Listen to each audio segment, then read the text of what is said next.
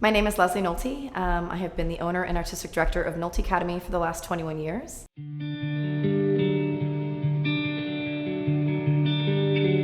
Nolte Academy opened in 2000 in Coralville. We started with about 33 students and just me as the teacher. And over the last 21 years, we've grown into about 1,100 students per week with a staff of 38.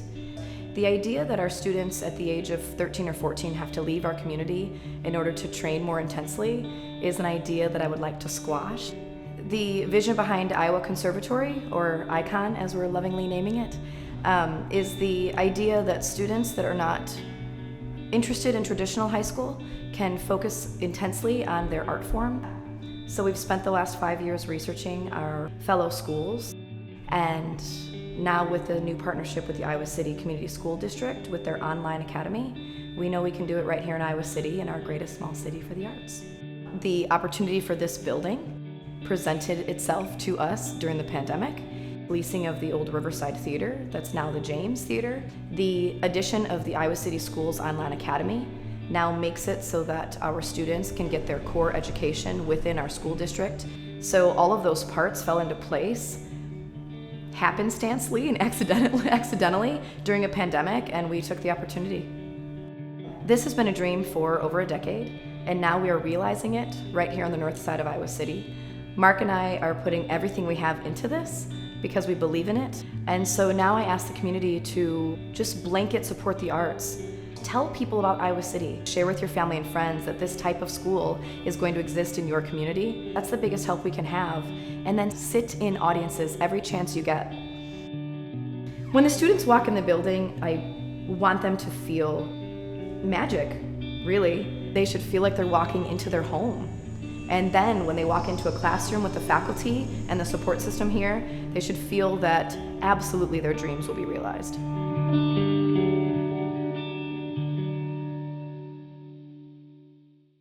Well, my name is Chris Adams. I love Iowa City. I think it's the best kept secret in the Midwest.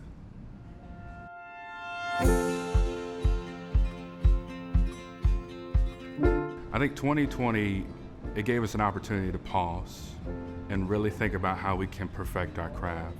And we never lost hope that we would get back to having a hotel that's really thriving. But it gave us an opportunity to think about when we are back, how we do this the best we've ever been able to do it. We're excited about reopening our food and beverage outlets. Poindexter is really important for students to have a place where they can gather and study and get a great cup of coffee. And we're also excited to bring back our restaurant. Our restaurant used to be called Jeans. It's going to be rebranded. We're partnering with a company called C3 out of Los Angeles, and they serve many awesome concepts that are really notable out in the West Coast. You can come in and get all different types of food, sushi, burgers, fried chicken, tacos, and things like that. So it's going to be a huge hit, and I think people are going to be knocking our doors down to get it. Timing is everything. It's very important that we get it right. We want to come in with a bang. We want to make a great impression. When the doors are up, that means it's time to go.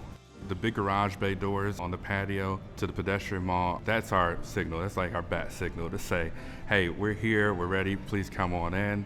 Everybody's welcome. But also we have key community members who we're going to invite out to have some tastings and sample some of the menu items. So that's going to be awesome as well, because they're going to help spread the word, because they're excited about it too. I think we can all help one another out by being great partners, being supportive of one another, and just speak positively about not just each other's business, but this city. This city is so important. It's growth, what we're trying to do here, all the initiatives to bring people and interest to Iowa City is so important for the vitality of this community and its business owners.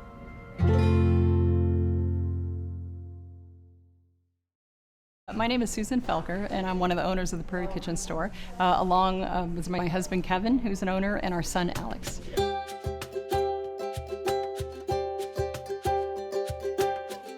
We thought about as a family the things that we wanted to do and the things that we enjoyed and how could we make that into a business. And we love everything about the kitchen, everything about entertaining. And so we thought to ourselves, there used to be a kitchen store in Iowa City, there should be another one. We originally planned on opening in April, and so when the pandemic hit, we were about 30 days from opening the doors, and of course that wasn't going to happen. We delayed until June and opened up slowly, and we've had great community support from folks coming in, loving the idea, loving the space, and loving what we're doing and helping to support us.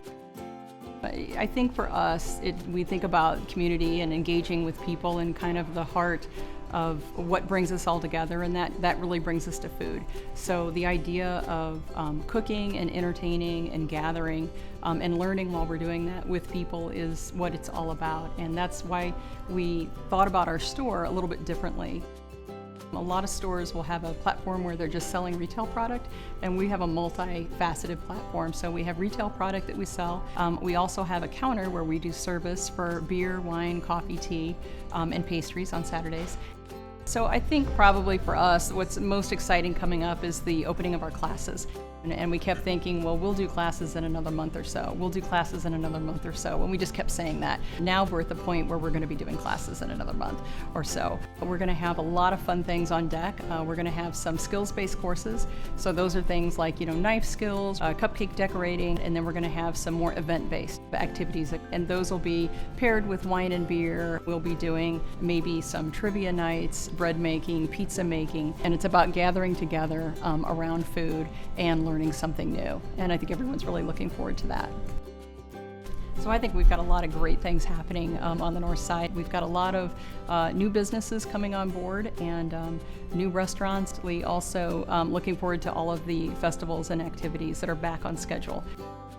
I don't know that there's ever been a better time to open a store than now in downtown Iowa City, because the city is just really is embracing local business, local art, local entertainment, and we're just really, really excited and happy to be a part of all of that. Hi, my name is Ding Ding, and I'm the owner of Timo Tea in downtown Iowa City.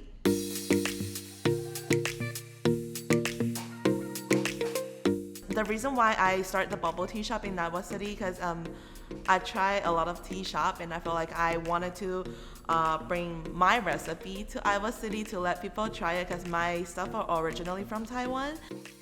Everyone knows that 2020 is a difficult year, especially for the small business owners. Some of us have to close due to the pandemic. We have been closing the sitting areas for more than 1 year, and I really miss the students I used to hang out over here, and we used to chat with all the customers all the time. I'm really hoping that once the pandemic is gone, or we're gonna have our sitting areas open as soon as possible.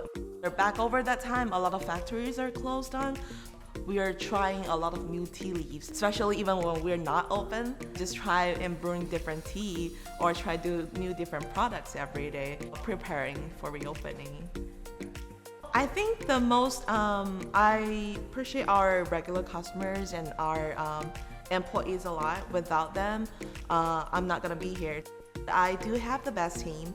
I do love all my employees, and we're like a big family because most of my employees are college students. They're just so nice and they bring me energies every day. I feel like I'm at the same age with them. Last year, due to the pandemic, that we're not able to celebrate our anniversary. It's gonna be our 3rd year anniversary on June the 1st, and we're gonna have a big event to be thankful for everyone's support. Everyone is caring about Timo so much. Even when we close, that people still sending me messages on Facebook say, I miss my daily treat, and then that's the main reason why I chose to open after, because I still want people to get their treat every day. I'm just so passionate about tea, so I hope everyone could get a little bit happier, even during the pandemic, that they can still get the bubble tea and make their day better.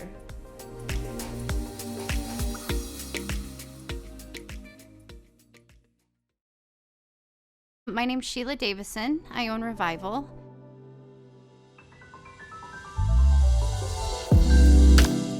We've we've been in business 18 years.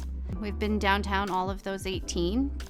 This year, we've been jumping around a little bit as our space is going under a historical renovation, which we're very excited about. 2020, we were really lucky because we did know the construction was coming, so we knew we were going to be displaced. So that worked out really well. So we thank the universe for that. So this year has been about us pivoting and trying to learn how to do our online and our website more efficiently, while also having a little bit of a physical presence here and there. When we started focusing and only selling online, one of the biggest challenges is selling one single piece. When you sell vintage clothing, there's only one of them. There's only one size. So how can you show people on a website how it's going to fit and how it's going to feel? So that was our big challenge. And I feel like that was one of the greatest gifts we got out of the year. The thing we celebrate the most is just the support we've gotten from the community. It really blew us away just how willing the community was to come around us and shop online, and they were willing to pivot too. Especially with the downtown district doing the delivery program, that was huge and really changed how we did things. And we want to continue to do that because what we've learned is that there are all sorts of different customers. Some customers really enjoy being able to shop at 11 p.m. and that works for them. So we want to keep doing that while also be able to have that in-person experience where you can touch and feel things and try things on. So we're planning on being back in our space this summer, August 15th. But as far as our new reopening space, the biggest change is going to be, it's going to actually be a little bit smaller.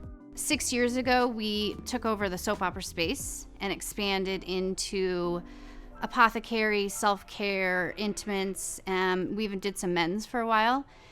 And what we kind of learned in that expansion is that we could actually grow our business without having to take up that physical footprint. So we're excited to be able to go back to our original space, and it'll be more streamlined, and we just have a little bit more of a focus.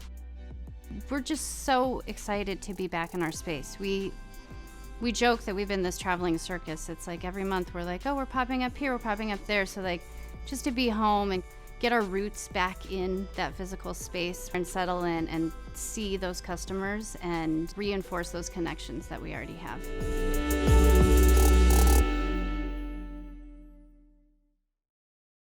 Hi, I'm Kate Markham. I'm the Development Director at Riverside Theater.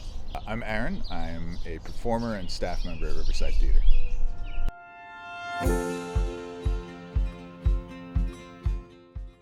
Riverside Theater actually started at the Armory building at the university back in 1981. And from there, they performed for a few years in Old Brick, the church. And they finally got their own space at North Gilbert Street. And North Gilbert Street was our home for 30 years. And only in the last year, due to COVID, we had to leave it. Like many other performing arts organizations, we had to shut down pretty abruptly last year due to COVID. From there, we pivoted to all virtual content. Theater really thrives on the energy and the momentum you get from experiencing a show together. It's tough for an art form that relies on people being in person to work within a digital framework, especially because it's not film, it's not television. Ultimately, I think it was a really good way for us to make a transition into a new space and into what will no doubt be more of kind of a hybrid style for theater moving forward. And it's something we're excited to embrace. We're super excited to be part of kind of this cultural district in downtown with the Englert and with Film Scene, the Stanley Museum of Art, the Voxman Music Building. I mean, there's just this great cultural district downtown. Our return to theater in the new space on the Ped Mall will be particularly unique because you enter at the ground level and the theater's actually on the 3rd floor. It is an open, welcoming space, big, tall windows looking out onto the Ped Mall, full bar. It is going to be something we've never had at Riverside before that is really, I think, going to knock people's socks off.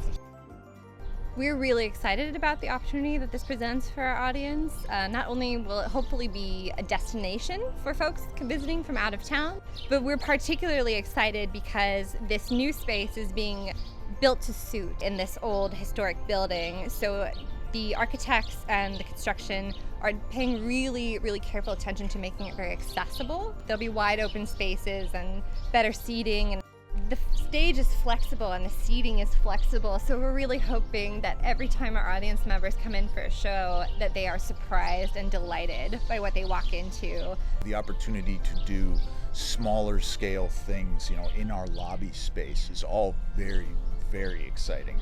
And I think we're also hoping that our additional programming that we'll be able to offer will bring in new audiences. I am hugely excited to be in a room surrounded by people, having an experience, watching a show. It's something you can feel the energy from. And I really think this new space is going to give us as an organization an opportunity to present a much more diverse programming, and that is always exciting for me.